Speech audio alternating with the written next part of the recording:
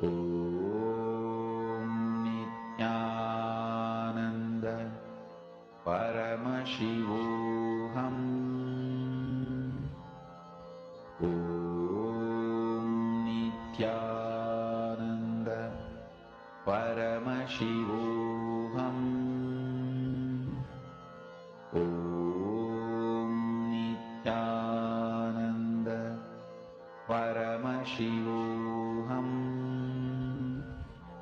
Om Nithyananda Paramashivoham. Om Nithyananda Paramashivoham. Om Nithyananda Paramashivoham. Om Nithyananda Paramashivoham. Om Nithyananda Paramashivoham. Om Nithyananda Paramashivoham. Om Nithyananda Paramashivoham. Om Nithyananda Paramashivoham. Om Nithyananda Paramashivoham. Om Nithyananda Paramashivoham. Om Nithyananda Paramashivoham. Om Nithyananda Paramashivoham.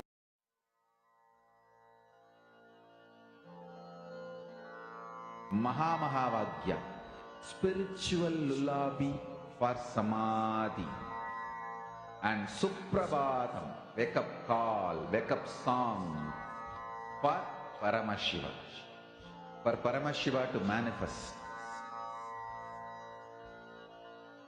With this one spiritual powerful cognition, chant this Mahamahavagya. Om Nithyananda Paramashivoham. Om Nithyananda Paramashivoham. Om Nithyananda Paramashivoham. Om Nithyananda Paramashivoham. Om Nithyananda Paramashivoham. Om Nithyananda Paramashivoham. Om Nithyananda Paramashivoham. Om Nithyananda Paramashivoham. Om Nithyananda Paramashivoham. Om Nithyananda Paramashivoham. Om Nithyananda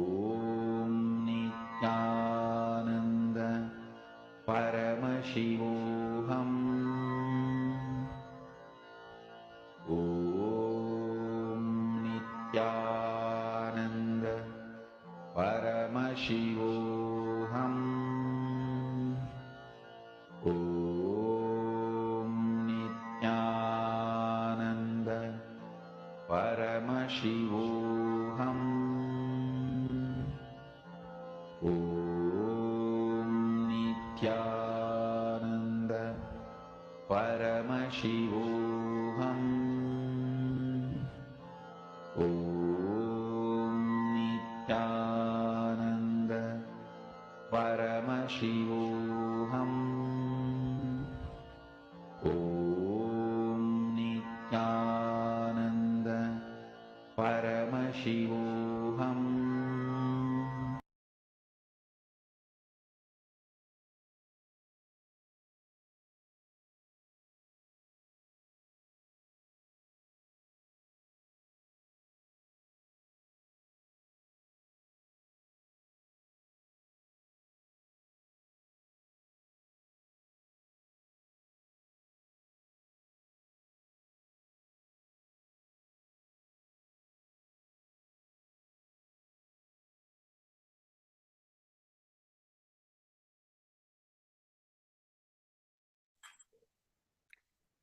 Yes. Nithyanandam to all the participants and to all the viewers who's watching us live right now. Nithyanandam to all of you. Yes, let's now start a beautiful day with Nithyananda Yoga as we prepare ourselves to receive the initiation from Swamiji. So let us train our body to receive the ultimate initiation which Swamiji is going to give today. So now request all participants to now sit down in your mat, settle down as we're going to start with the prayer. So request all of you to sit in a comfortable position with your head taken spine in straight line. Bring the palms together in front of your heart and Namaskar Mudra. Close your eyes. Let's now chant the Sadguru Vandanam. Nithyanandam Paramasukadam Kevalam Yanamotim Vandvatitam Gagana Sadrusham Tattvamasya Dilaksham Ekam Nityam Vimalamachalam Sarvadi Sakshibhutam Bhavatitam Trigunarahitam Sadgurum Tam Namami. The next is the chanting of the Shiva Mula mantra. Where will be chanting the Om Ham Shivaya Namaha 11 times internally. Om Ham Hum Shivaya Namaha. Om Ham Hum Shivaya Namaha. Om Ham Hum Shivaya Namaha. Om Ham Hum Shivaya Namaha. Om Ham Hum Shivaya Namaha. Om Ham Hum Shivaya Namaha. Om Ham Hum Shivaya Namaha. Om Ham Hum Shivaya Namaha. Om Ham Hum Shivaya Namaha. Om Ham Hum Shivaya Namaha. Om Ham Hum Shivaya Namaha. The next is the Tattvachamanam, the ritualistic cleansing of your whole body, mind and consciousness. So now request all participants to have the Panchapatram and Uddharani, the traditional cup and spoon filled with some fresh water. Now bringing your right hand into the shape of a cow's ear, the Gokarna Mudra. Pour in Uddharani water from the Panchapatram to the center of your palm. As the following mantras are being chanted, drink the water from your hand 3 times internally. Om Atmatattvam Shodayami Svadha. Om Vidyatattvam Shodayami Svadha. Om Shivatattvam Shodayami Svadha. Wash your right hand with water for the Panchapatram. Now, with the base of right hand thumb, move the hand from right to the left of the lips, chanting the following mantras internally. Om Ham Hridayaya Namaha. Wash your right hand with water from the Panchapatram. Now, with the tips of right hand index, middle and ring finger touch above the upper lips and below the lower lips. Wash your right hand, water from the Panchapatra. Now, with the tips of right hand index finger and thumb joined together, touch your right nostril, left nostril. With the tips of right hand ring finger and thumb joined together, touch your right eye, right ear, left ear. Wash your right hand with water from the Panchapatra. With the base of right hand thumb and little finger, touch the navel, right chest, left chest. With the right hand fingertips together, touch the top of the head, right shoulder, left shoulder, and your heart center. The next is the sankalpa, the conscious resolution. So I now request all participants to cover your left palm with your right palm and keep both the hands on the right thigh, the sankalpa mudra, and continue to hold this mudra. Visualize the manifestation which you want to manifest in your life. As now you will be chanting the sankalpa. Om Mamopata Samasta Durita Kshayadvara Bhagavat Shri Nithyananda Paramashiva Prityartam Shri Nithyanandeshwari Paramashiva Shakti Sameta Shri Nithyanandeshwara Paramashiva Prityartam Cha Shubhe Shobhane Muhurte Adya Brahmanaha Vidriya Paradhe Shri Shvetavaraha Kalpe Vaivasvatavanmantare अष्टाविंशतितमे नित्ययुगे प्रथमे पादे जम्बूद्वीपे भारतवर्षे भरतखण्डे मेरोः दक्षिणे पार्श्वे शखाब्दे अस्मिन् वर्तमाने व्यवहारिके प्रभवादीनां षष्ट्याः संवत्सराणां मध्ये शोभकृतनाम संवत्सरे उत्तरायणे श्रीलक्ष्मी वेंकटेश्वर ऋतौ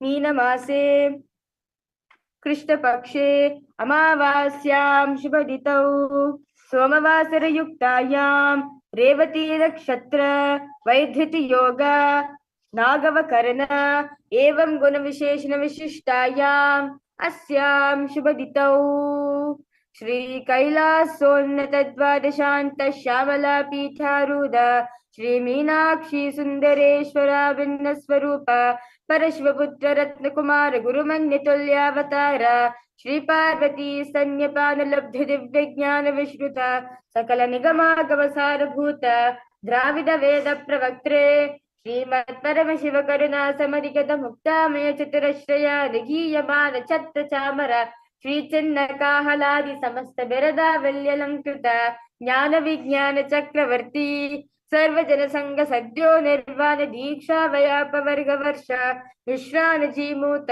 परमत कलभ केसरी शैव सिद्धांत स्थापनाचार्य श्री राजाधिराज पांड्य महाराज गुरु शवन शाक्यादि महांतकार निवारण ज्ञान भानो वीक्षण नरहार ध्वजोच्छेदन पूर्वक श्रीमद् वृषभध्वज स्थापक शैव समय कर्त्रे सर्वज्ञ पीठारूढ़ श्री जगद्गुरु श्री ज्ञान संबंध देशिक स्वामी वागीश सुंदर माणिक्य वाचक स्वामिनाम अवतार भूत श्री ज्ञान संबंध स्वामी पुनरुद्धृत श्यामला पीठ सर्वज्ञ पीठ त्रिनवद्योत्तर द्विशततम गुरु महासन्निधान अरुणगिरि योगीश्वर परंपरागत अरुणाचल सर्वज्ञ पीठ गुरु महासन्निधान कैलास परंपरागत कांची कैलास सर्वज्ञ पीठ त्रयस्त्रिंशदुत्तर द्विशतम गुरु महासन्निधान नित्योत्सव नित्य मंगल नित्य कल्याण नित्य रचित कैलास परंपरागत आदि कैलास नित्यानंद पीठ महासंस्थान महासिंहासन पीठ कर्त्रे साक्षात् श्री परमशिव समुद्भूत कैलास परंपरागत वैवस्वतम इक्ष्वाकु हरिश्चंद्र भगीरथ श्रीरामचंद्र सूरसेन इत्यादि नवच्चिन्न सार्वभौम चक्रवर्ती परंपरागत चतुष्षष्टि योगिनी मंडित चतुष्षष्टि संप्रदाय प्रवर्तक मनुधर्म शासन सूर्यवंश प्राप्त सर्वज्ञ पीठ सुरांगी साम्राज्य मूधाभिषिक्त चूड़ामणे साक्षात् श्री परमशिव समुद्भूत कपिल महागुरु पुनरुद्धृत महानिर्वाहि पीठ अष्टोत्तर सहस्र श्री महामंडलेश्वर साक्षात् श्री परमशिव समुद्भूत श्री महागणपति समारंभ अनवच्छिन्न पीताधीश्वर गुरु परंपरा प्राप्त अजल पीत अष्टोत्तर सहस्रतम अष्टोत्तर सहस्र श्री अजल पीताधीश्वर धर्म मुक्ति स्वर्ग पुरस्वर्ण पीत त्रयोविंश गुरु महासन्निधान कैलास परंपरागत आदिपीठ सर्वज्ञ पीठ जगद्गुरु श्री कैलास पुनरुद्धारक श्री कैलास परमाचार्य श्रीमत् परमहंस परिव्राजकाचार्य वर्य सच्चिदानंद प्रणव स्वरूप श्रोत्रिय ब्रह्मनिष्ठ श्रीमद् जगद्गुरु श्री भगवत श्री नित्यानंद परम शिव श्री ज्ञान संबंध देशिक परमाचार्य स्वामिनां प्रीत्यर्थं तेषां पादारविन्दयोः भक्ति सिद्ध्यर्थं गुरुकृपा कटाक्ष सिद्ध्यर्थं क्षेमस्थैर्यवीरजायुरारोग्य ऐश्वर्याणाम् अभिवृद्ध्यर्थं धर्मार्थ काम मोक्ष चतुर्विध फलपुरुषार्थ सिद्ध्यर्थं समस्त दुरितोपशान्त्यर्थं समस्त मंगलावाप्यर्थं भगवत श्री नित्यानंद परमशिव प्रसादेन सकुटुम्बस्य ज्ञान वैराग्य जीवन मुक्ति प्राप्त्यर्थं भगवत श्री नित्यानंद परमशिव कृपा कटाक्षेन पूर्ण आरोग्य युक्त दृढगात्र यौगिक शरीर सिद्ध्यर्थं परमशिव शक्ति आविष्करणार्थं नित्यानंद योगाभ्यासं करिष्ये. Wash your right hand with water from the Panchapatram. Om Apopasprisya.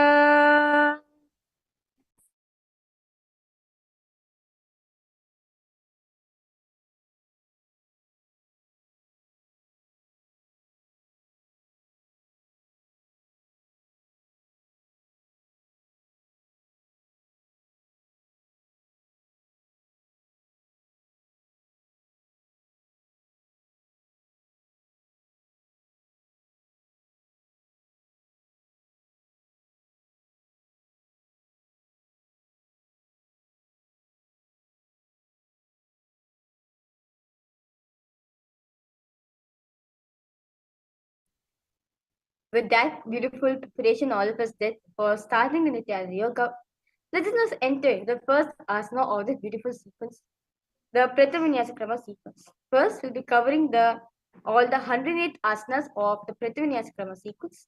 Then be covering the next 208 asanas of the Dvitiya Vinyasa Krama sequence. The first asana of this beautiful sequence is Sukhasana, where sit in a comfortable cross-legged position with your head, neck and spine in a straight line. Bring the index and thumbs together and place them on top of the respective knees. Now engage in all three bandhas, all the three locks together at the time, where you clench the perineum in, sucking the stomach in and up, tucking the chin to the chest. Visualize Paramashiva in your inner space. Repeat Soham in your throat center. Sukhasana.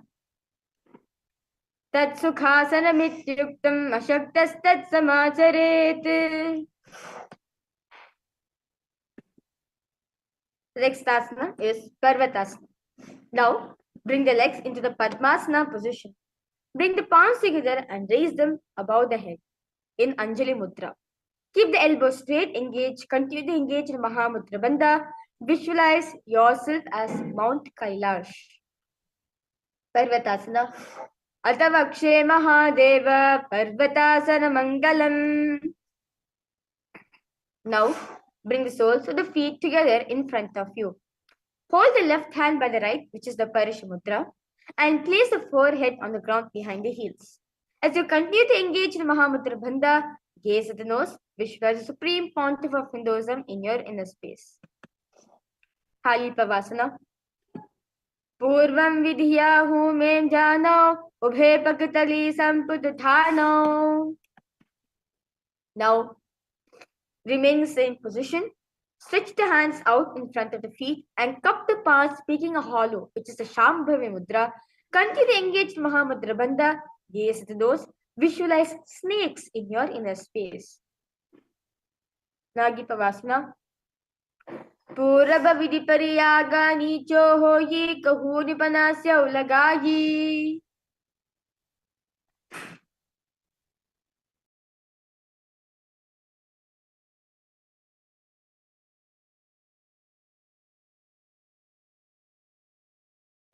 Next asana is KAILASA.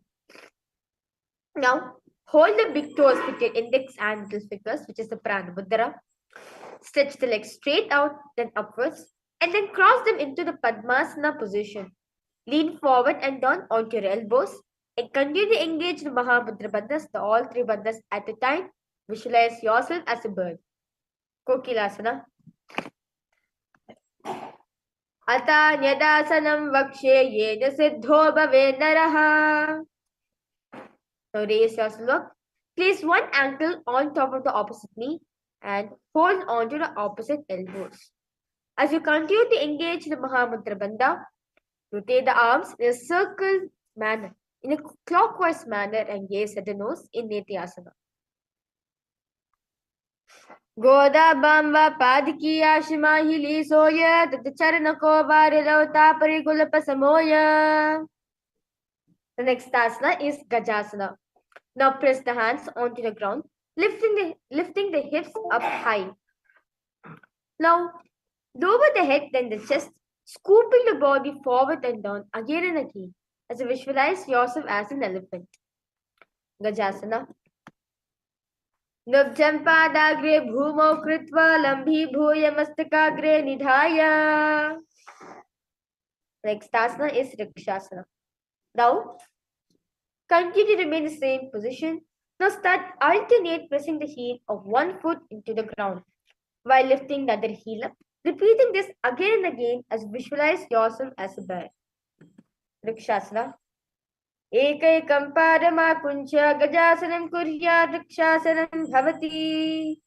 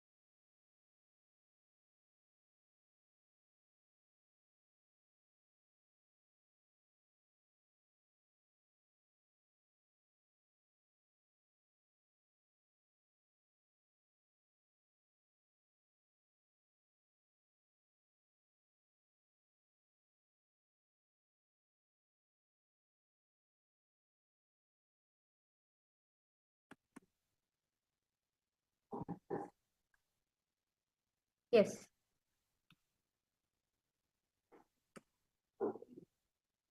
Next asana is Vaishasana. Now stand tall.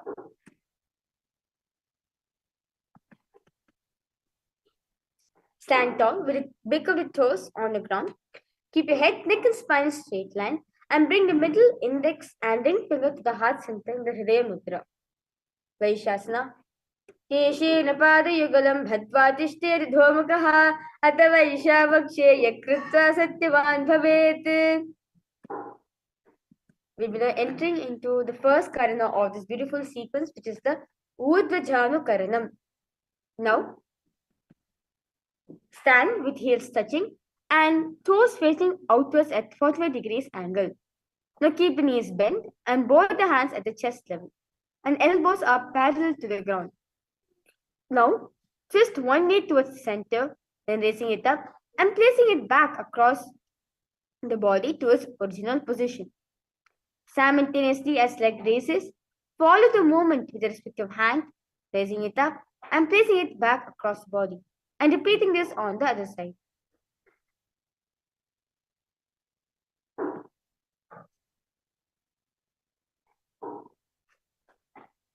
The next is the Balalingasana.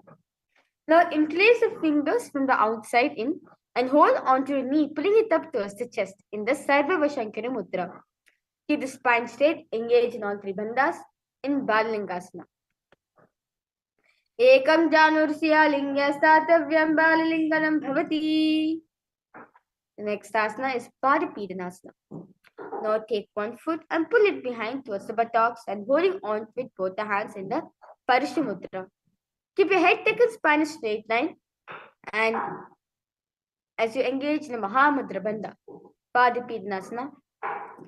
Sthitvai kasmin padatale karabhyam veshtayetanam.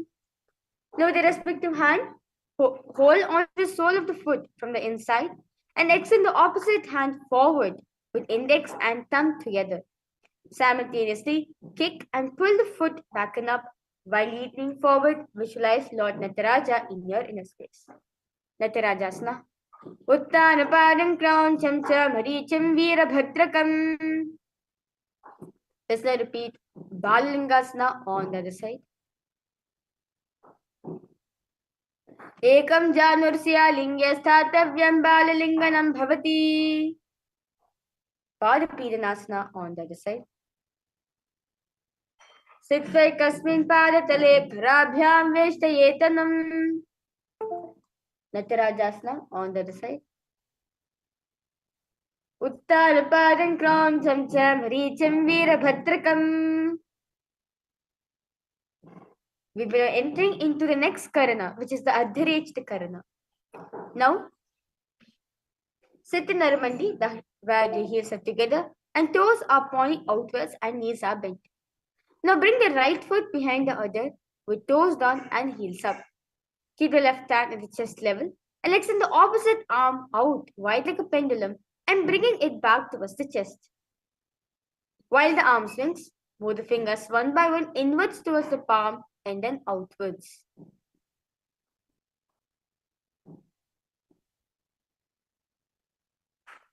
Place your right hand on your nose, uncross your ankles and repeat this on the other side.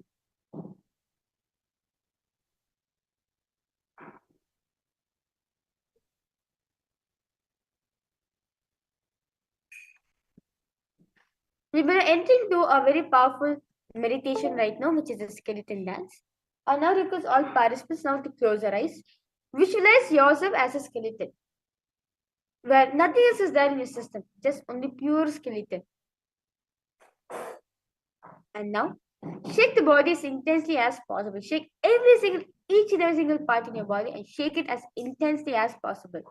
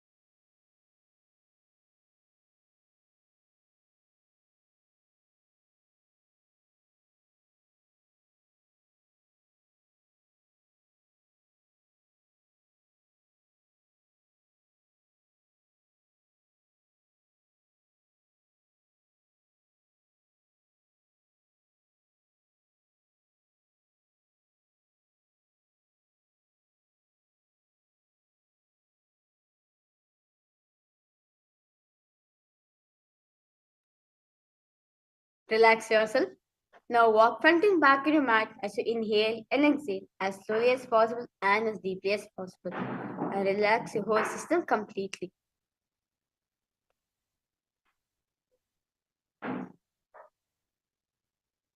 We will now entering into the next karana, which is the Kati China karana.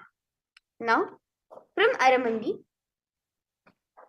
bring the hands above the head, arms crossed and palms facing backwards. Move the hips to one side and simultaneously uncross the arms wide above the head. Come back to the beginning position and repeat this on the other side.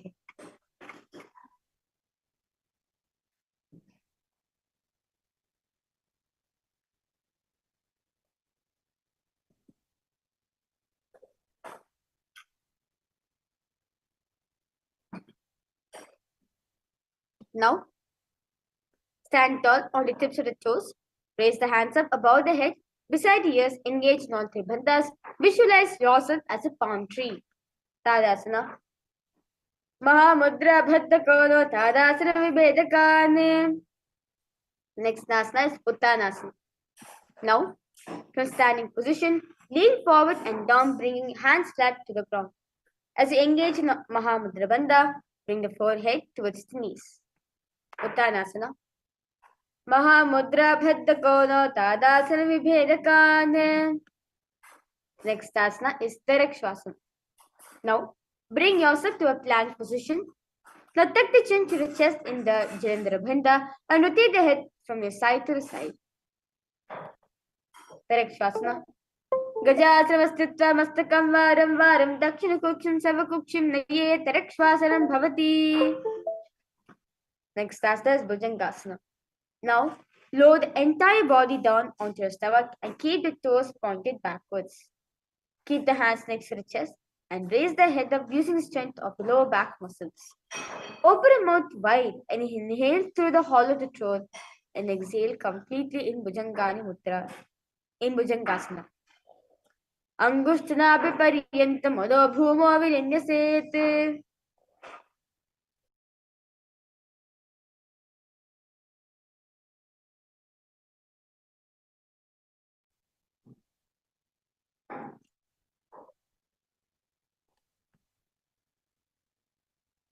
Next asana is Sashasana.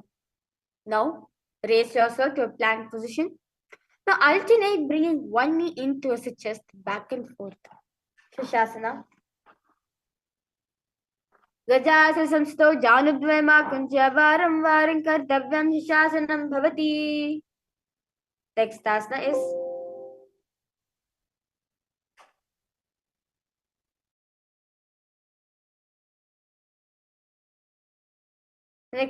Rathasana. Now, remain same position. Place one foot in between two hands and simultaneously jump one foot back, bringing the other foot in between the two hands. Alternate between your both your legs again and again in Rathasana. Gajasana samsto ekekam padam puromagyena bhramitva kartavyam Rathasanam bhavati.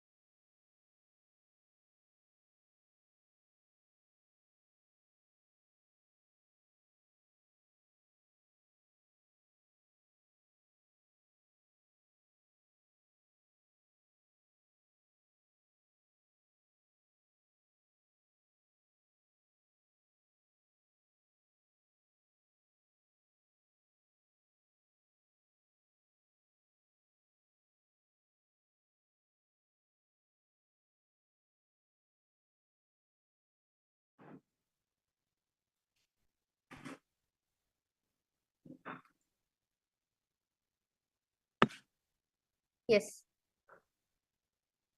Next asana is Virabhadrasana.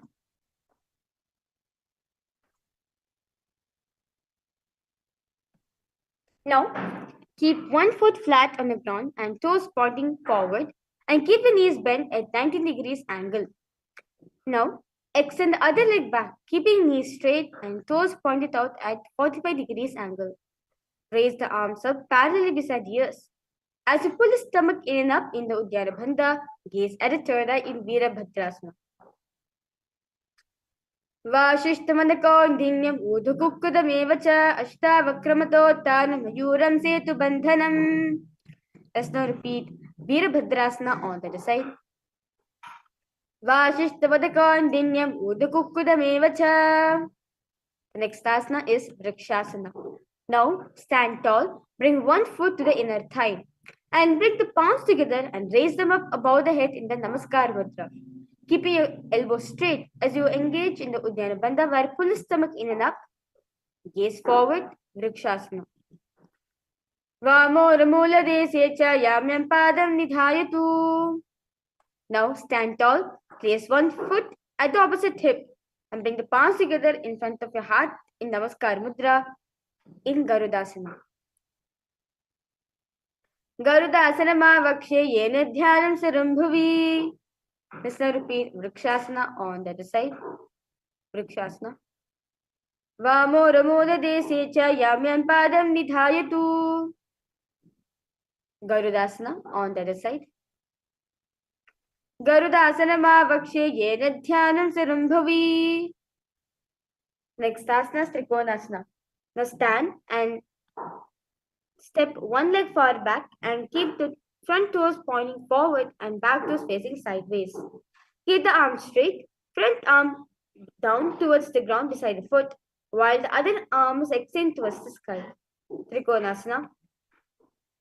Uttanapadam Krauncham cha Maricham Virabhadrakam. Let's repeat Trikonasana on the other side. Trikonasana. Uttarapadam Krauncham cha Maricham Virabhadrakam. We will now entering to next Karana, which is a Nikutaka Karana. Now, sit in Arumandi, the half squatting position, and bring the palms together at your chest level. Palms are facing each other. Now, lift one foot towards the toes and switch between lifting the other foot on its toes while the other foot goes on the floor. As the leg movements being done, simultaneously switch the palm position. One goes up, other goes down in the Nikutaka Karna.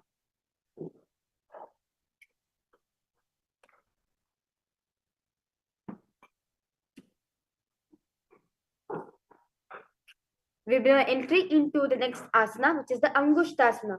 The lower on the tips of the toes. Place perineum on back of the heels.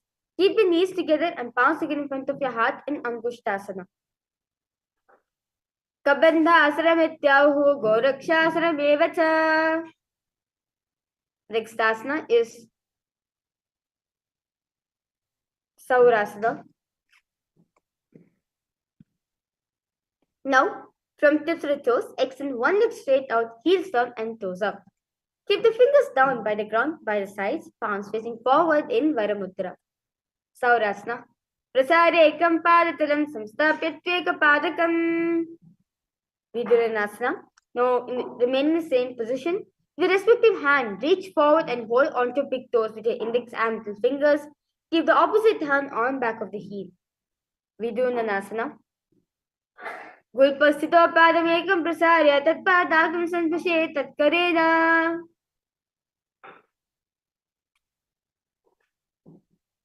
Let's now repeat Saurasana on the other side.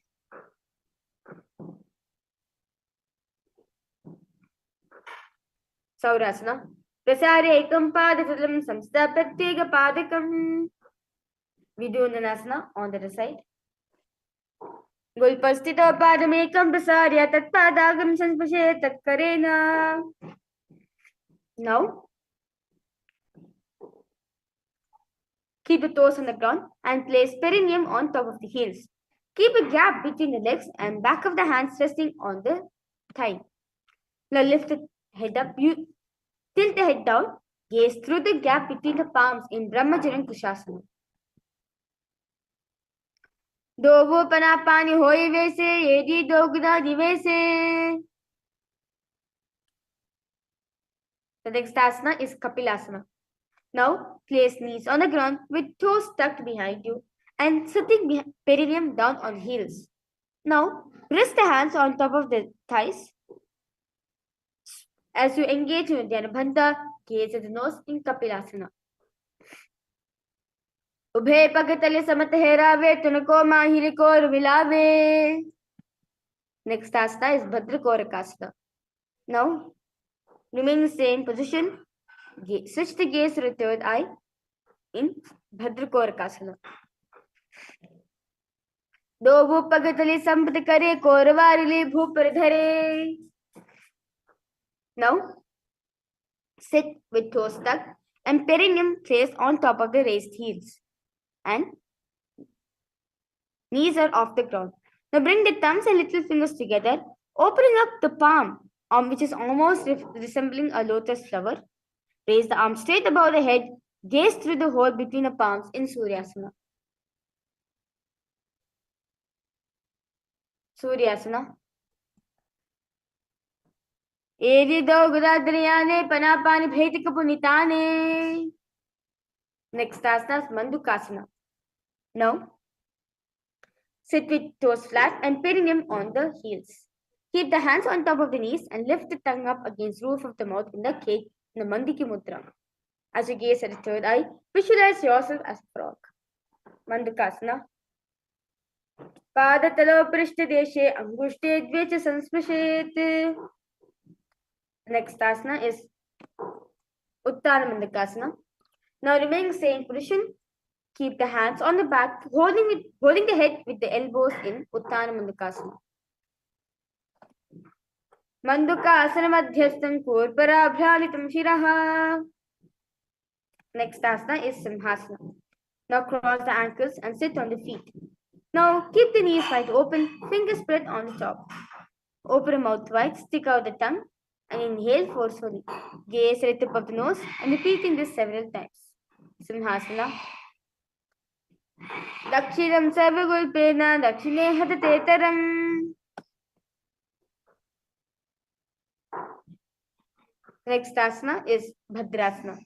Now sit on heels and in the perineum and keep the knees wide open.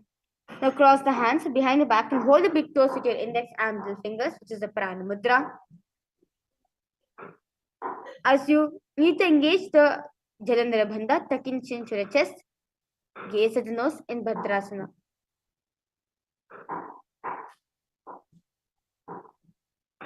Bhadrasana. Gulpo Chuvrishina Syado Yukramena Samahitaha. Next asana is Kakabhushandi Asana. Now squat and keep the feet flat on the ground and knees open wide. Bring the arms in and around the back and increase the fingers behind. Gaze at the nose in Kakabhushandi Asana. Pratame Vaisik Ukritani Dovu Hadvigamicha Ane. The next asana is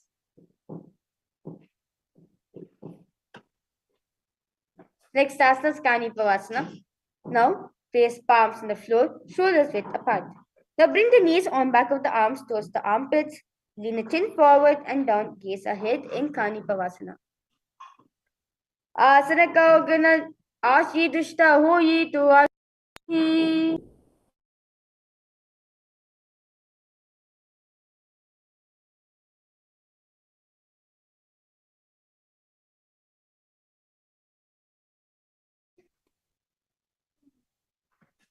Next asana is Kapalayasana. Now place hands on the ground, shoulders width apart. Bring top of the head on the ground and forming a triangle between your head and the hands. Now bring the knees onto the elbows, hips over the shoulders, straighten legs up, gaze at the nose in Kapalayasana. Sisashisha dharti teki pagdo vumriva uchakare. Next asana is Mayurasana. Parshva Now squat and toes with legs together. Now twist the body and place both the hands at the one side And align the elbows with the knee and the hip. Now, lean onto the arms and balance. Extend legs to the side, gaze at the third eye in Parshamvairasana. Mayuram dandavat kuryat mayuram dandanamakam. Let's now repeat Parshamvairasana on the other side. Mayuram dandavat kuryat mayuram dandanamakam. Now, the next asana is Bhairakanatha. Now place both the hands on the ground, shoulders width apart. Now straighten the legs back straight into Padmasana. Step one foot out to the respective shoulder. Bring the foot between the hands, gaze at the third eye in Bhairakanatha. Asana Kaugana Piti Jayi. Let's repeat Bhairakanatha on the other side. Asana Kaugana Piti Jayi. The next asana is Unmukha. Now, from Tarakshvasana, place 4 arms on the ground and walk the feet forward, raising the hips. Now, lift the chest, head up and gaze at the third eye in Unmukha. Bhunyasto Janani Hasto Churashvara Vanmukam. Next asana is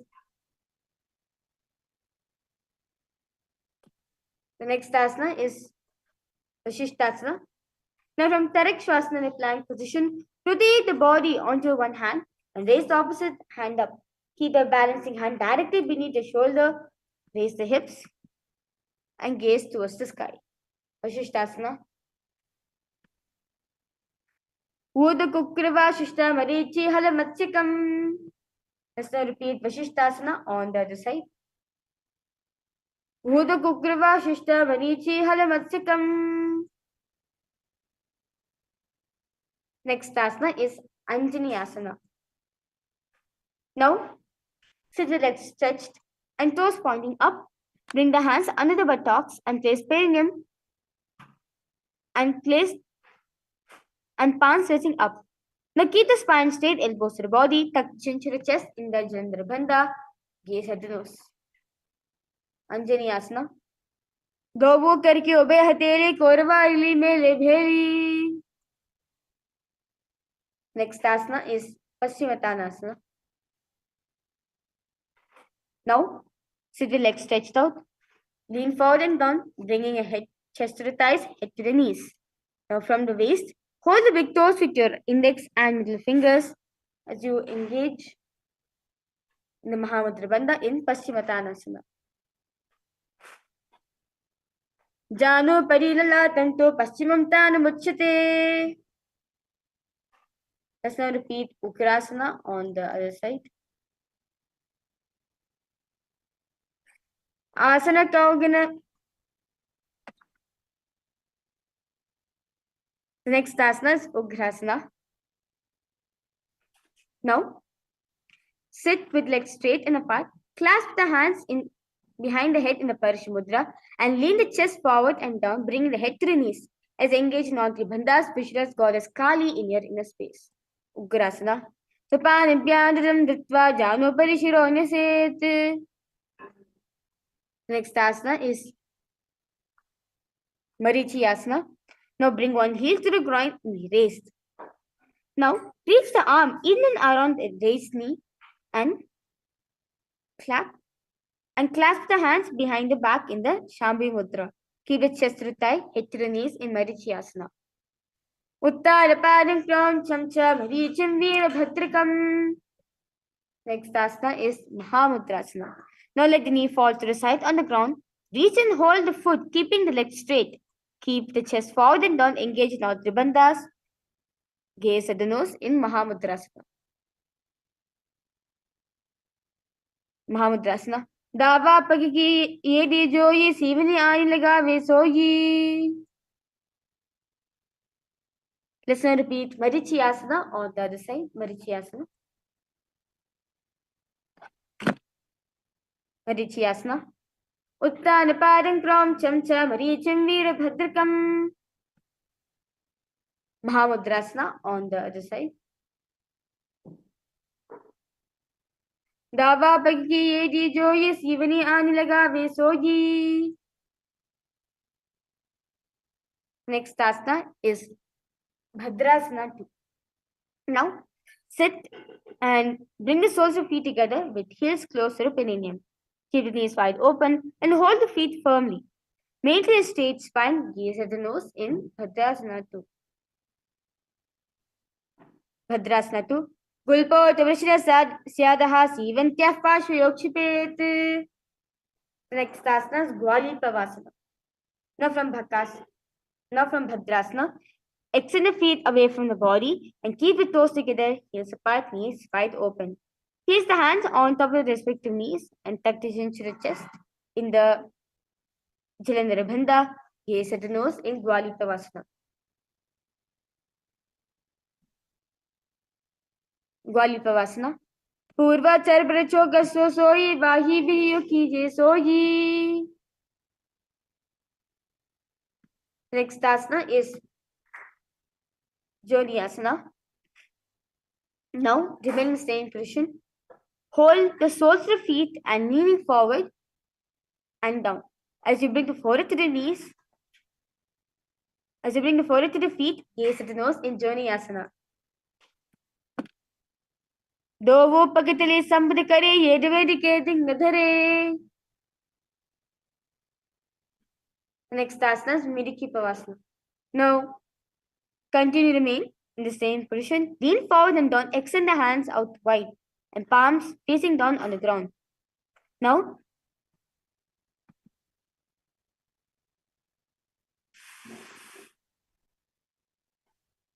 bring the forehead to the ground behind the heels, gaze to the nose in Vidiki Pavasana. Purava Viripari Pakatali Sampuri Sholi Yedi Mili Rashi. Next asana is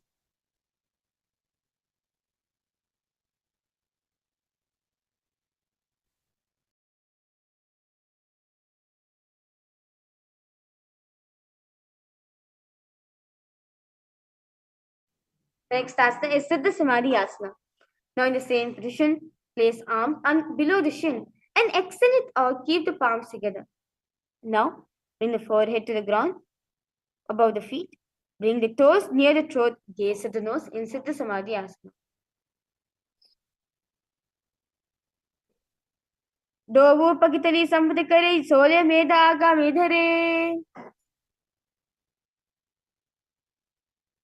Next asana is Chiniki Pavasana. Now hold the feet and open them up as if you're opening a book and bring the soles towards the sky, keeping back of the hands on the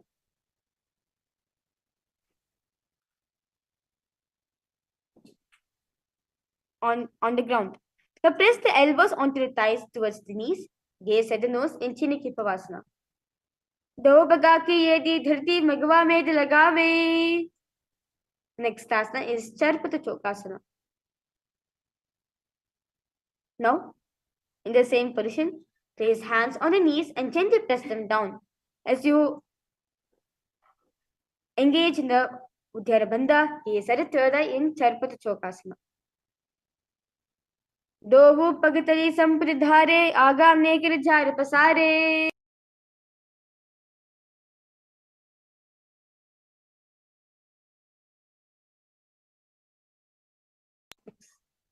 Next asana is Bhairavasana.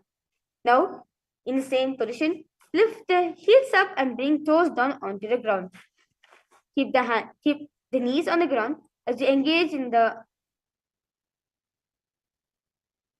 Dhyana Bandha. Place the hands on top of the respective knees with your index and thumb touching in Bindu Mudra. Bhairavasana. Gulpa Sampiracha Nyoyam Yukramena Tatam Shanaihi. Next asana is Samanasana. Now, sit with one heel at the perineum. Lift and hold the other foot, pulling the soles of the foot onto the chest. Gaze at the third eye. Hold the breath in the Muladhara Chakra in Samanasana. Samanasana Vakshe Siddha Mantra Sadhanat.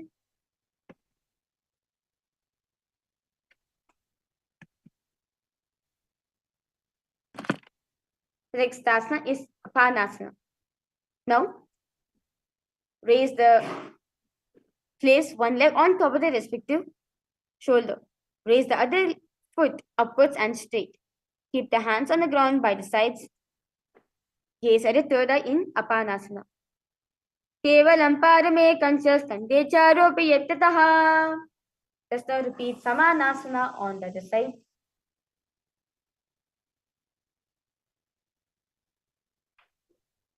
Samanasana vakshe siddha mantradi sadhanat. Apanasana on the other side.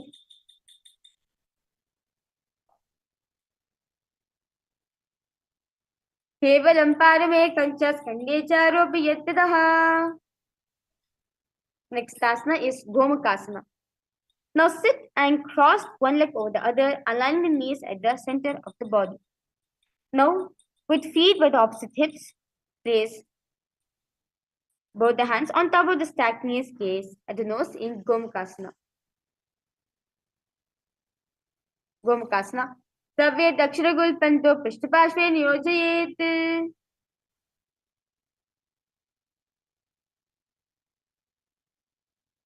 Next asana is Anushasana 1. Now from Garudasana position, from Gomakasana position, hold the big toes with your index and middle fingers, which is in the Prana Mudra. Relax shoulders as you are now engaging in the Uddiyana Bandha by pulling the stomach in and up. Anushasana 1. Dachiragodo Nichodane Vavam Takyo Upara. The next asana is Anushasana 2. Now, from Gomakasana position, interlace the fingers behind the back in the Parashmudra. Lean forward and down. Bring the chin over the knees and touch the nose to the ground. Gaze at the nose in Anushasana 2. Jivana Goda ki sandhi upridava Goda ki sandhi milayi rashi.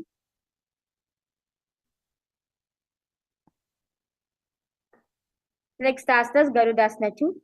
Sit on the ground with one heel pressed against the perineum. Now keep the opposite foot on the ground in front of the other. Keep the spine straight, chest out, hands on respective knees in the Pinda Mudra in Garudasana 2.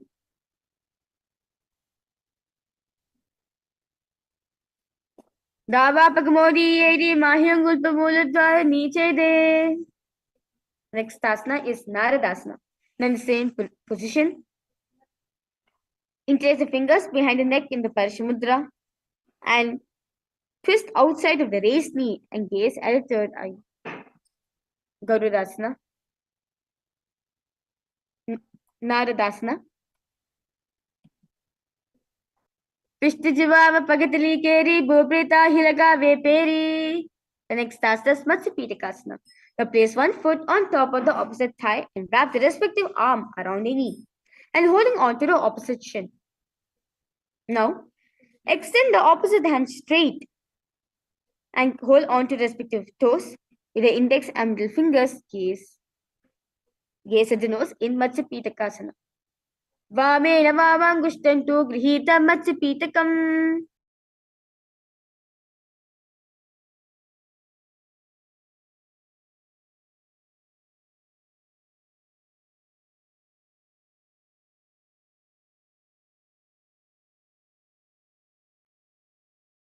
Yes. Next task. Let's now repeat the beautiful Gomakasana sequence on that side. Gomakasana. Savya Dakshiragul Panto Prishtapashve Niyojayet. Anushasana 1 on the other side. Dachiragodo Nichotane Vavam Takya Uparane. Anushasana 2 on the other side. Jimana Goda ki sandhi Vridava Goda ki sandhi milayi rashi. Next asana is Garudasana 2.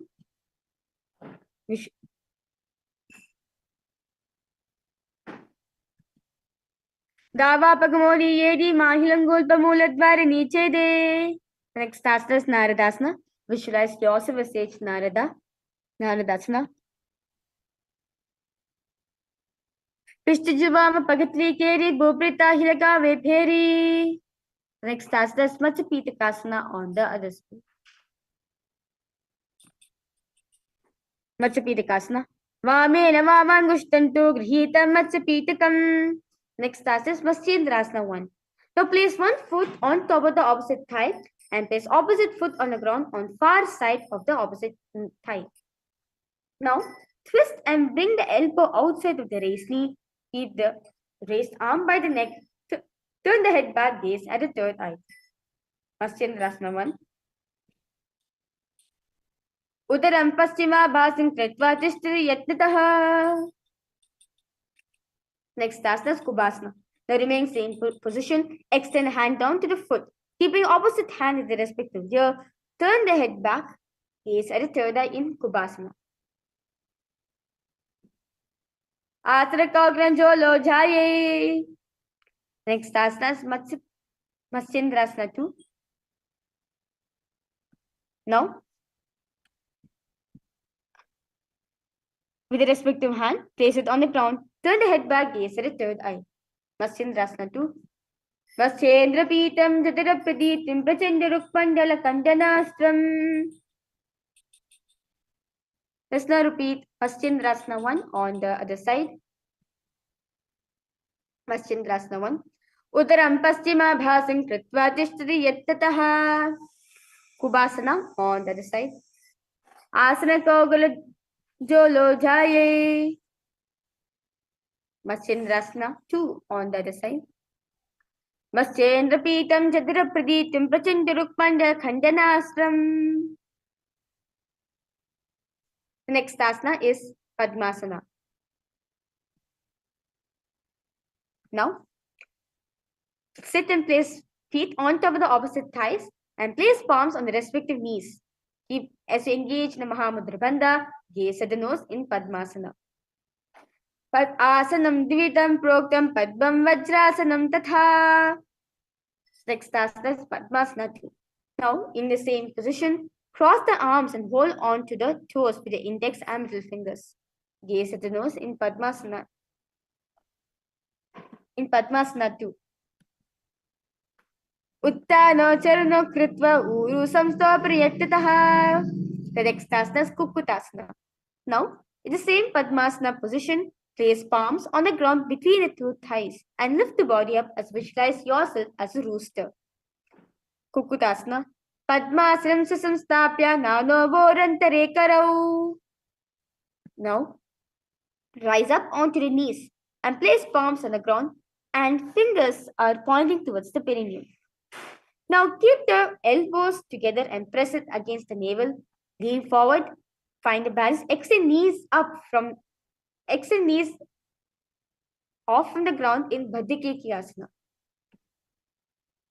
Dharamavashtabhya karadvaye nadatku paristhabhyadnami pasha swaha. Now remain in the same position. Extend the legs from your body straight into Mayurasana. Atavakshe Mahadeva Mayurasana Muttamam. Now relax yourself. Lay down on the stomach with feet pointing outwards and forehead on the mat.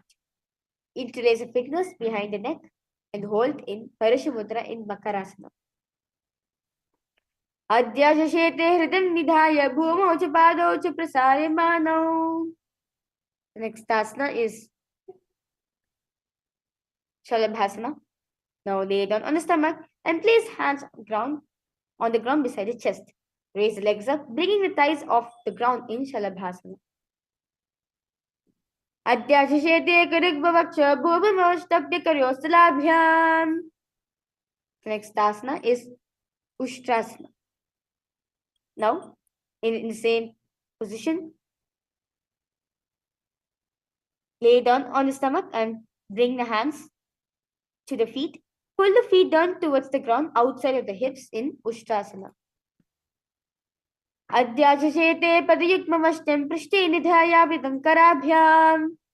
Now in the same position, kick the legs back and up and simultaneously pull the feet towards the sky. Lift the chest off the ground, raise the head up, gaze at the third eye in Dhanurasana. Prasare pado bhudandarupa karoti prishte padayukmam. Now, Sit on both the knees with your head, neck and spine in a straight line. Place palms down on top of the knees. Gaze at the third eye in Bhagasana. उलटा मोदी पाव दो वैसे बहुरोजित करे एक वैसे.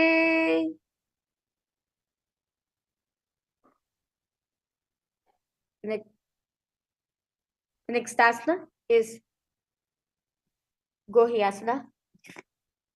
Now, from knees, place forearms on the ground, fingers interlock, elbows, shoulders width apart. Now, place top of the head on the ground, holding back of the head with hands. Now, walk the toes forward until hips align with the shoulders. Lift the feet up, keeping knees bent together against the chest and touching the chin, gaze at the nose in Gohyasana. दो हाथा की कहू नि जोई पुनः कलाई जाने धोई. Next asana, Sirsasana. Now extend the feet straight into the air in Sirsasana. Viparitam mandalam cha devavihitam hinaha. Relax yourself. Now sit with hands behind the calves and stretch the legs up. Bring the forehead to the knees. Come to vertical position with your legs in Podhyasana. दो हाथ बाहर आने गोदा तेरे कागजी थाने.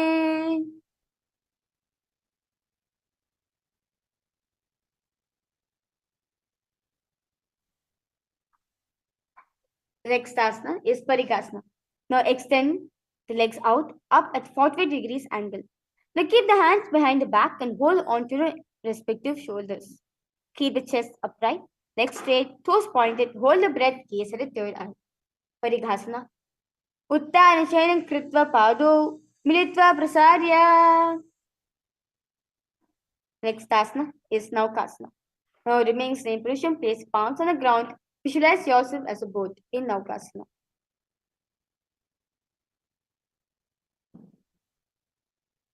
उत्तानशयनं कूर्पराभ्यां भूमिमस्तभ्यहस्तो नितम्बं निधाय.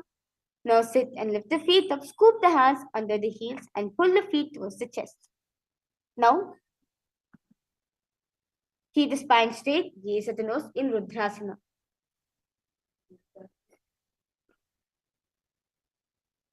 Rudrasana.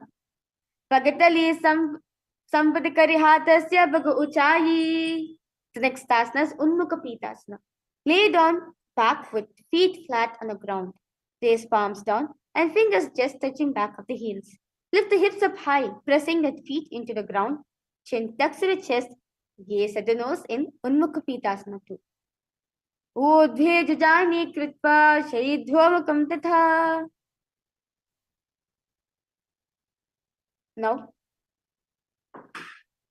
lay down on your back with palms facing upwards.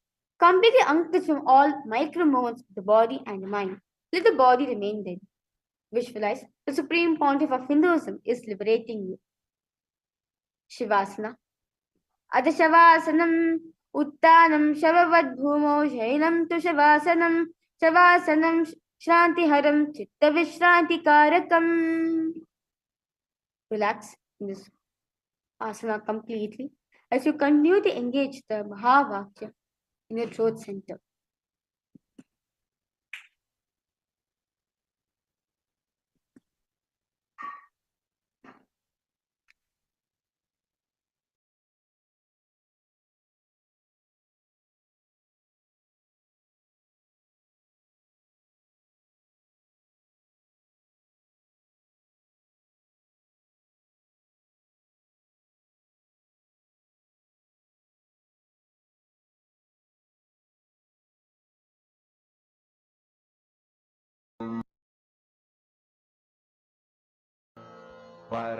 Paramashivoham